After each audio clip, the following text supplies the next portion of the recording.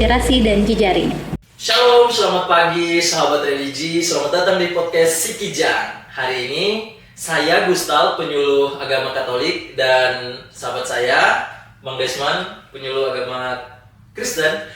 Kita akan membahas satu tema yang menarik tentang ke gereja butuh atau bersyukur.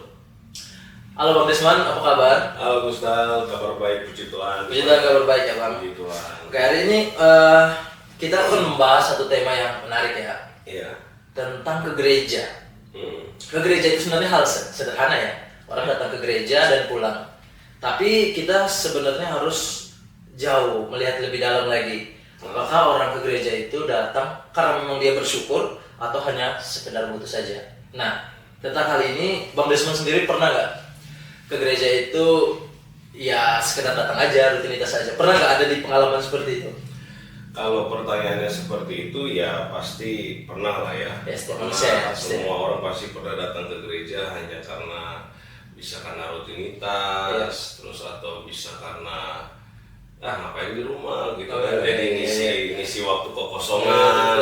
Ya. Atau bisa juga dia ke gereja mungkin karena ngejar gebetannya, ada yang dia taksir di gereja, gitu kan. Jadi datang ke gereja buat deketin yang dia sukai gitu ya. Sambil menyelam minum air. Betul. Sebenarnya banyak motivasi yang gitu kan. Nah, orang yang dari sekedar rutinitas ini ya, dari sekedar rutinitas datang ke gereja, benar-benar ya pure hanya karena rutinitas doang, itu apakah bisa berubah menjadi sesuatu yang lebih dari sekedar rutinitas nggak? Oh, kalau berubah pasti bisa dong. Karena kan pemahaman orang tentang Tuhan atau tentang kebutuhan bergereja semakin bertambah tahun pasti akan semakin dewasa, akan semakin meningkat. Tentunya kadar orang untuk ke gereja pasti bukan hanya sekedar mungkin awal-awal dia karena butuh atau karena ngejar gebetan, tapi kita harus yakin dan percaya bahwa Roh Kudus bekerja di dalam hati setiap orang. Mungkin dengan rutinitas itu ya Tuhan bekerja melalui cara itu. Iya, Roh Kudus kan nggak kaku ya, pasti Roh Kudus itu akan bekerja dalam hati orang, dalam setiap kehidupan orang, sehingga memberikan pemahaman yang baru, hikmat yang baru, sehingga membuat seseorang itu akan mengerti dan sadar bahwa wah, gue nggak bisa nih ke gereja hanya karena ngejar orang yang gue sukai terus, atau nggak bisa nih saya ke gereja hanya untuk cari keramaian saja. Nggak, pasti Roh Kudus bekerja. Iya, berarti harus ada sesuatu yang lebih dari itu ya. Iya dong. Pasti. Dan lebih dari itu tuh kira-kira apa Bang menurut Bang Desmond? Yang lebih daripada itu pasti akan ada pemahaman baru, pengenalan yang baru. Dia akan sadar bahwa ke gereja bukan hanya sekedar rutinitas, datang beribadah ke gereja bukan hanya sekedar untuk mencari teman atau mencari keramaian, tapi karena dia bersyukur, begitu. Oh, berarti rasa syukur itu ya? Iya dong, karena kita datang ke gereja itu karena rasa syukur. Rasa syukur apa? Rasa syukur Tuhan sudah pelihara hidup kita. Oke. Rasa syukur Tuhan sudah tebus dosa kita. Rasa syukur karena apa? Sekalipun masalah kita belum selesai ataupun sakit kita belum sembuh, tapi kita percaya bahwa kita bisa berdiri saat ini sampai detik ini pasti semua karena Tuhan. Ya, jadi rasa syukur itu menjadi kunci ya, kunci utama yang menjadi alasan seseorang itu datang ke gereja harusnya karena rasa syukur ini ya? Betul, harusnya karena dengan rasa syukur. Karena apa? Karena dia tahu bahwa kehidupannya tanpa Tuhan itu nggak bisa berbuat apa-apa kan. Dalam kondisi apapun ya? Dalam kondisi apapun. Memang kan orang kalau datang ke gereja bukan orang yang benar semua. Iya. Karena ke gereja itu pasti orang berdosa butuh Tuhan. Orang sakit butuh Tuhan. Orang sembuh pun juga butuh Tuhan. Karena orang ke gereja itu yang sedang dialami beda-beda. Ada yang lagi senang, ada yang lagi sedih, ada yang lagi sehat, ada yang lagi kurang sehat. Tapi apapun situasi kondisinya harus datang sama Tuhan dengan rasa syukur, begitu. Iya, Tuhan Yesus sendiri kan dia datang bukan cuma untuk memanggil orang yang sudah sehat ya, kalau dari istilahnya ya, orang yang sudah benar ya. Yesus datang untuk orang berdosa, ya. Benar kan? Iya. Nah Bang, ini mungkin sedikit lebih jauh lagi ya pertanyaan saya ini. Kira-kira dengan seseorang itu dia rajin ke gereja, datang mengikuti setiap kegiatan di gereja, itu apakah bisa menjamin kedewasaan iman dia enggak? Orang datang ke gereja atau rajin datang ke gereja apakah bisa menjamin kedewasaan orang? Iya, kedewasaan iman. Kedewasaan iman nggak menjamin kedewasaan iman. Oke. Tapi dengan cara datang ke gereja, rajin datang ke gereja merupakan salah satu cara untuk menuju kedewasaan iman. Nah, jadi itu sebuah proses ya. Iya, itu sebuah proses. Karena apa? Jika orang datang ke gereja dengan rajin aja tidak menjamin orang itu dewasa secara iman, apalagi nggak pernah ke gereja kan? Iya, iya. Iya kan? Nanti kalau nggak pernah ke gereja, gimana dia mau dewasa secara iman? Iya, Begitu. Pada akhirnya kedewasaan iman itu kan adalah suatu proses. Oh, iya, sebuah proses. Suatu proses setiap hari, setiap bulan, setiap tahun, yang tujuannya apa? Untuk semakin mengenal Tuhan, mengenal pribadi Tuhan dalam hidupnya, mengenal kebaikan Tuhan dalam hidupnya, bahkan mengenal bagaimana cara dia harus bersikap dan percaya kepada Tuhan. Nah, Bang, ini orang kan udah rajin datang ke gereja nih. Ada orang yang rajin datang ke gereja, tetapi dalam kesehariannya itu kadang hidupnya tidak sesuai dengan dengan ajaran gereja nih. Ini gimana, Bang? Kenapa itu, Bang, kira-kira? Ada orang yang rajin datang ke gereja. Rajin datang ke gereja nih. Tapi dalam keseharian dia hidup bersama di masyarakat, di tengah umat gitu. Nah, ini menarik untuk dibahas. Kalau boleh saya bacakan dulu ya satu ayat ya. Oh, iya, Ada di Yakobus pasal 2 ayat 17 sampai ke 18. Demikian juga halnya dengan iman. Jika iman itu tidak disertai perbuatan, maka iman itu pada hakikatnya adalah mati. Tetapi mungkin ada orang berkata, padamu ada iman dan padaku ada perbuatan. Aku akan menjawab dia, tunjukkanlah kepadaku iman itu tanpa perbuatan, dan aku akan menunjukkan kepadamu imanku dari perbuatan-perbuatanku. Memang betul, banyak orang yang sudah rajin ke gereja, tapi kehidupannya di luar belum tentu seperti yang dilihat banyak orang, tidak sesuai ekspektasi gitu ya. Makanya dulu ada cerita salah satu tokoh agama dari Hindu yang bernama Mahatma Gandhi ya. Oh iya. Mahatma Gandhi tahu kan? Tahu. Nah, Mahatma Gandhi itu kan pernah ngomong ya, aku mencintai Kristusmu, tetapi aku membenci orang-orang Kristenmu gitu. Kenapa? Karena orang-orang Kristenmu tidak seperti Kristusmu.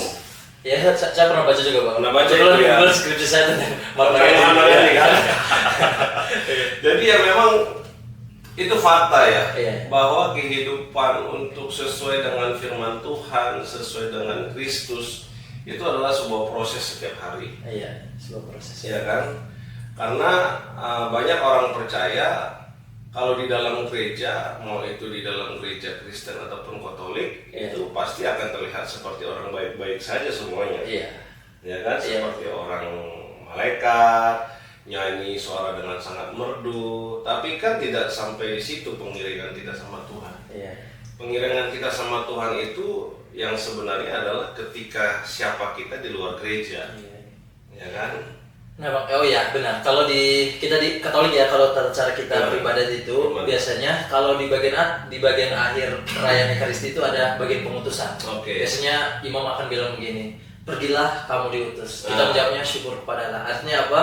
Ketika kita keluar dari gereja, kita melakukan apa yang kita dengar di dalam gereja. Betul, karena pada akhirnya kehidupan kita di luar gereja adalah menjadi saksi Kristus kan. Iya, benar. Ya kan? Jika kita dikatakan menjadi saksi Kristus, artinya kehidupan kita harus sama atau sesuai dengan Kristus.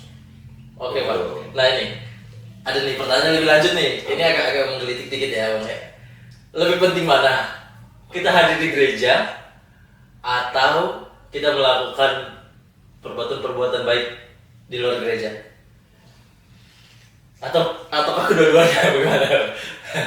Karena gini, perbuatan baik tidak cukup baik karena perbuatan baik belum tentu benar. Oke. Karena baiknya kita itu standarnya kembali kepada Alkitab. Alkitabnya Ya. Contoh. Ada seorang bapak mau ngasih makan anaknya, tapi dengan cara mencuri. Iya. Dengan cara mencuri. Kira-kira dia baik gak? Kira-kira baik nggak? Seorang bapak ingin kasih makan anaknya, dia nggak punya uang, tapi dia mencuri. Kira-kira baik gak? Mencuri, perbuatan mencuri tetap disalahkan. Iya kan? Tujuannya baik untuk Iya. memberi makan anaknya, Tapi tapi cara- tidak benar. Iya. Begitu kan? Makanya kehidupan kita itu bukan hanya standarnya baik, tapi harus benar. Makanya perlu ke gereja. Kenapa? Untuk kita dengar firman Tuhan, untuk kita bersekutu dengan Tuhan, menyanyikan lagu pujian, kita juga mendengarkan firman Tuhan atau sabda Allah, gitu kan? Supaya apa? Ketika kita melangkah keluar dari gereja, kita punya kekuatan, punya bekal, punya pegangan bagaimana kita menjalankan hari-hari kita itu sesuai dengan firman Tuhan. Nah, Begitu. terkait dengan hal ini Bang, mungkin ini pertanyaan agak personal ya. Saya juga dapat pertanyaan ini dari teman saya, teman kosan saya. Kata dia gini, Gustal, bagaimana kira-kira imanmu akan Tuhanmu itu bisa membentuk kepribadianmu dan juga cara kamu bersikap kepada orang lain? Kalau menurut Bang Desmond gimana ini? Ya, iman kita terbentuk kan karena kita bangun hubungan sama Tuhan. Iya. Ya kan, kita bangun hubungan sama Tuhan, kita berdoa, kita baca firman Tuhan, kita melayani pekerjaan Tuhan, hingga akhirnya membuat kita semakin mengenal Tuhan. Kita juga merasakan pertolongan-pertolongan Tuhan, hingga pengenalan Tuhan kita itu semakin dalam, dan itu membentuk iman kita. Begitu. Nah, apa sih iman kita? Tentu kita mengikuti ajaran yang Kristus berikan bagi kita kan. Apa sih ajaran Kristus? Kasihilah sesama manusia, Ya, kan? jalan kasih ya. Betul. Terus Tuhan bilang apa? Dari buahnya maka pohon itu akan dikenal. Iya. Iman tanpa perbuatan adalah mati. Pada Iya. akhirnya kehidupan kita ini harus menyerupai siapa yang kita imani. Iya. Siapa yang kita imani? Tentulah Yesus Kristus. Iya. Nah, ketika kita melangkah keluar gereja, ketika kita berada di kantor, ketika kita berada di sekolah, ketika kita bahkan berada di dalam rumah tangga, siapa kita itu harus mencerminkan Tuhan kita. Dan Begitu. itu semua tentunya masih ada hubungannya ya. Kita berbuat di luar di masyarakat itu tentunya kita peroleh dari seberapa sering kita ke gereja ya. Iya, Iya. betul. Apakah sangat penting orang ke gereja itu sangat penting, ataukah tidak perlu ke gereja, kita bisa berbuat baik juga, kita baca kitab suci aja udah gitu. Ke gereja ini kan bukan soal rutinitas. Iya, tadi Ke kembali lagi. gereja, iya kan? Ke gereja kan bukan hanya hari Minggu. Hari Minggu itu wajib, karena apa? Karena sudah diajarkan Tuhan. Ya kan? Karena di hari ke-7 adalah hari kita beristirahat, untuk kita datang bersyukur kepada Tuhan, begitu. Nah, jika yang wajib aja kita lakukan, apalagi kita melakukan yang tidak wajib, seperti berdoa atas dorongan hati kita, seperti bangun pagi deh contohnya. Iya. Saya rasa orang hanya mengetahui aja bangun pagi kita harus datang berdoa, atau sebelum tidur kita harus datang berdoa. Tapi apakah semua orang percaya, baik Kristen ataupun Katolik, mampu melakukannya? Ya kan, saya rasa belum semua mampu melakukannya. Karena apa? Karena di hatinya belum ada dorongan untuk mengenal Tuhan yang lebih dalam. Itu proses. Iya, proses ya. Itu proses sampai akhirnya nanti saya percaya bahwa Tuhan bekerja dalam setiap kehidupan orang. Iya. Kalau ini sharing ya Bang ya. Kalau kita di Katolik itu memang setiap orang wajib datang ke gereja. Karena memang ketika kita ke gereja itu kita salah satu ungkapan syukur kita itu adalah kita harus bersatu dengan Kristus itu sendiri. Melalui apa? Dengan memberi makan jiwa kita. Betul. Dengan sabdanya. Firman Tuhan. Iya, firman Tuhan. Dengan firman Tuhan itu adalah makanan buat jiwa kita. Selain itu, kalau di Katolik kan ada yang namanya kita menerima komunia kudus ya. Perjamuan kudus ya itu kalau di Kristen ya. Nah, itu tanda bahwa kita bersatu dengan Kristus. Karena Kristus itu sebagai kepala. Gereja itu digambarkan sebagai tubuh Kristus ya, dengan Kristus sebagai kepalanya. Jadi bagaimana mungkin kita mau bersatu dengan Kristus kalau kita tidak datang ke gereja? Ke gereja, ke kepalanya sendiri. Iya, kepalanya sendiri ya. Betul. Dan orang, kalau kita gereja itu adalah sesuatu yang kudus. Karena apa? Karena memang bersumber pada sesuatu yang kudus, yaitu Kristus sendiri. Maka kita harus datang ke gereja. Itu sesuatu yang mutlak, harus penting, wajib. Nah, makanya baik orang Katolik, baik warga Kristen harus datang ke gereja. Begitu. Karena sudah didorong datang ke gereja aja masih banyak yang malas datang ke gereja kan. Jadi itu aja sih dari saya. Pesan ada kata-kata buat hari ini. Kata-kata buat hari ini adalah seberat apapun masalahmu dan pergumulanmu, jangan pernah lupa datang Tuhan. Oke sahabat religi, demikian bincang-bincang singkat kita pada hari ini. Sampai jumpa di podcast Si Kijang selanjutnya. Ikuti terus, pantau terus media sosial Kemenak, dan kami akan hadirkan berbagai informasi yang penting. Dan tetap ikuti terus, sampai jumpa di podcast kita selanjutnya. Oke.